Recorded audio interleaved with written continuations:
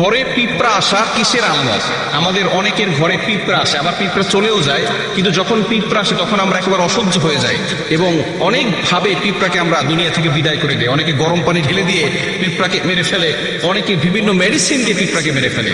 এই ঘরের ভিতরে পিঁপড়া আসা কিসের আলামত? পিঁপড়া যদিও ছোট্ট একটা প্রাণী, কিন্তু আল্লাহ তাআলা কিন্তু এই পিঁপড়ার ব্যাপারে একটা সূরা নাযিল করেছে, সূরাতুন নামল। নামল শব্দের অর্থ হচ্ছে পিপীলিকা। সুবহানাল্লাহ বিহামদিহি। আল্লাহ তাআলা পিপীলিকার নামে একটা সূরা নাযিল করে দিয়েছেন। এবং সুলাইমান আলাইহিস সালাম যখন তিনি বাচ্চা ছিলেন তখন এই পিপীলিকার একটা ঘটনা আল্লাহ কোরআনে বলে দিয়েছেন। কোরআন খুলেন 19 নম্বর পারা 17 নম্বর পৃষ্ঠার 2-3 নম্বর লাইন, সূরাতুন নামলের 18-19 নম্বর আয়াতে আল্লাহ বলছেন, হাত্তা ইদা আতাউ আলা ওয়াদিন নাম قالت نملة يا أيها النمل ادخلوا مساكنكم لا يحطمنكم سليمان وجنوده وهم لا يشعرون। সুলাইমান আলাইহিস সালামকে আল্লাহ তাআলা একটা সিংহাসন দিয়েছিলেন। এই সিংহাসন দিয়ে সুলাইমান আলাইহিস সালাম সব জায়গায় যেতে পারতেন এবং সকল প্রাণীর কথা তিনি শুনতে পারতেন। সুবহানাল্লাহ।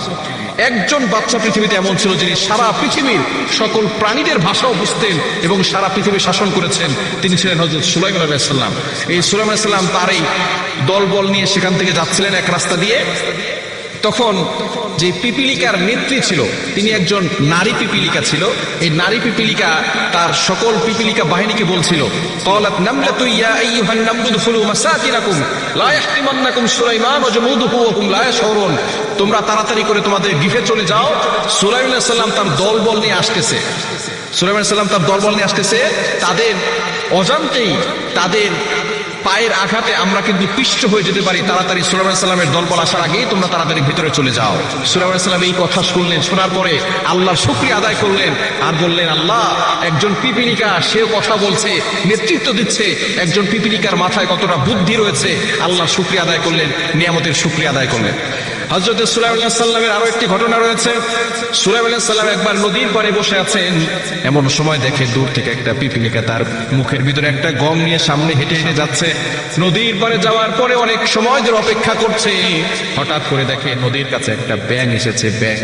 ব্যাঙ আসার পরে পিপীলিকাটা তার মুখের ভিতরে গম নিয়ে সেই ব্যাঙের মুখের ভিতরে ঢুকে গেছে। ঢুকে যাওয়ার পরে এবার ব্যাঙটা পিপীলিকাকে নিয়ে চলে গেল নদীর তলদেশে। যাওয়ার পরে সুলাইমান আলাইহিস সালাম মনে মনে চিন্তা করলো, হয়তো ব্যাঙটা পিপীলিকা খেয়ে ফেলেছে।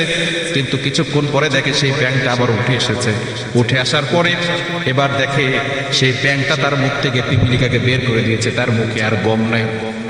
সাথে সাথে সুলাইমান আলাইহিস সালাম অবাক হয়ে গেল, দেখলাম তার মুখে গম আছে, আবার ব্যাঙের পেটের ভিতরে ঢুকে গেছে, মুখের ভিতরে ঢুকলো। আবার দেখলাম ব্যাঙ কিছুক্ষণ পরে আবার সেই পিপীলিকাকে নামিয়ে দিল। এর কাহিনী কি? সরাসরি সুলাইমান আলাইহিস সালাম সেই পিপীলিকাকে জিজ্ঞেস করলো, পিঁপড়া, তুমি দেখলাম একটা গম নিয়ে গেলে, আমি মনে করেছি তোমাকে ব্যাঙ খেয়ে ফেলেছে, কিন্তু তোমাকে তো খায় নাই, তুমি সেই গম কি করেছো? এবার পিপীলিকা জবাব দিচ্ছে, আল্লাহর পয়গম্বর, আমাকে আল্লাহ তাআলা একটা দায়িত্ব দিয়েছেন। এই নদীর তলদেশে একটা পাথর আছে, সেই পাথরের নিচে একটা পোকা আছে, সেই পোকাটা হচ্ছে অন্ধ। আল্লাহ পাক রব্বুল আলামিন আমাকে অর্ডার দিয়েছে 3 বেলা তার জন্য আমি একটা গম করে নিয়ে যাব, এবং আমাকে সাহায্য করার জন্য আল্লাহ তাআলা ব্যাঙকে পাঠিয়েছেন। সেই ব্যাঙ আমাকে নিয়ে যাচ্ছে এবং আমরা দুইজনে মিলে তার জন্য খাবার, সেই গমটা তার জন্য এক বেলার খাবার দিয়ে আসি। সুবহানাল্লাহ বিহামদিহি। সুতরাং যারা আল্লাহর উপরে ভরসা করে, সে যদি অন্ধ হয়, আল্লাহ তাআলা তার খোঁজ খবর রাখেন। রিজিক নিয়ে টেনশন করছেন, রিজিক নিয়ে টেনশন করবেন না। এই ছোট্ট পিপীলিকার মাধ্যমে আল্লাহ তাআলা একটা গম দিয়ে অন্য একটা প্রাণীর রিজিকের ব্যবস্থা করতেছেন সমুদ্রের তলদেশে। সুতরাং আল্লাহ তাআলা যদি সেই প্রাণীকে খাওয়াতে পারেন, আমাকে আপনাকে আল্লাহ খাওয়াতে পারেন না? এজন্য আল্লাহর উপরে ভরসা রাখবেন। আল্লাহ নিজে বলছেন সূরাতুত তালাকের 2-3 নম্বর আয়াতে, ওয়া মান ইয়াত্তাকিল্লাহা ইয়াজআল লাহু মাখরাজা ওয়া ইয়ারযুকহু মিন হাইথু লা ইয়াহতাসিব। যারা আল্লাহর উপর ভয় রাখবে, আল্লাহর তাওয়াক্কুল এবং আল্লাহর ভয় অন্তরে ফিট করবে, তাদের জন্য আল্লাহ তাআলা রিজিকের ব্যবস্থা করে দিবেন। সুতরাং এই পিপীলিকা হচ্ছে যেই ঘরে যায় সেই ঘরে খাদ্য থাকে, এই জন্যই পিপীলিকা আসে। খাদ্য খাওয়ার পরে তারা চলে যায়। এই জন্য যেই ঘরে খাদ্য থাকে, পিপীলিকা আসা মানে হচ্ছে ওই ঘরের ভিতরে আল্লাহ পাক রব্বুল আলামিন বরকত দিবেন এবং আল্লাহ পাক রব্বুল আলামিন সেই ঘরকে ধনী বানাবেন, ঘরের মানুষকে ধনী বানাবেন। এই জন্য পিপীলিকা ওই ঘরের ভিতরে আসে। পিপীলিকা আসা এটা বরকতের লক্ষণ, এটা কিন্তু খারাপ লক্ষণ নয়। বরকত নিয়ে পিপীলিকা আসে।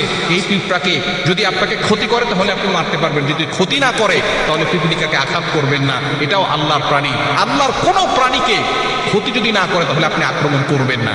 কিছু কিছু প্রাণী আছে যারা ক্ষতি করার আশঙ্কা থাকে, নবী সাল্লাল্লাহু আলাইহি ওয়াসাল্লাম তাদের ব্যাপারে আঘাত করতে বলেছেন। এছাড়া অন্য কোনো ছোট ছোট প্রাণী আছে আপনি চাইলে তাদেরকে মারতে পারবেন না, কেন তারাও কিন্তু আল্লাহর প্রশংসা করে, আল্লাহর জিকির করে। এজন্য এই বিষয়ে সাবধান থাকবেন। পিপিলিকা আসা মানে হচ্ছে আপনার ঘরের ভিতরে বরকত আসা, আপনার ঘর আলোকিত হবে, আপনার ঘরে আল্লাহ তাআলা সম্পদ দান করবেন, আপনাকে আল্লাহ ধনী বানাবেন।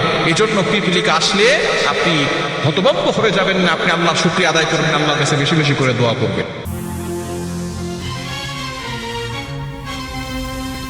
ইসলামিক হিস্টোরি একটি পূর্ণাঙ্গ ইসলামিক ভিত্তিক চ্যানেল।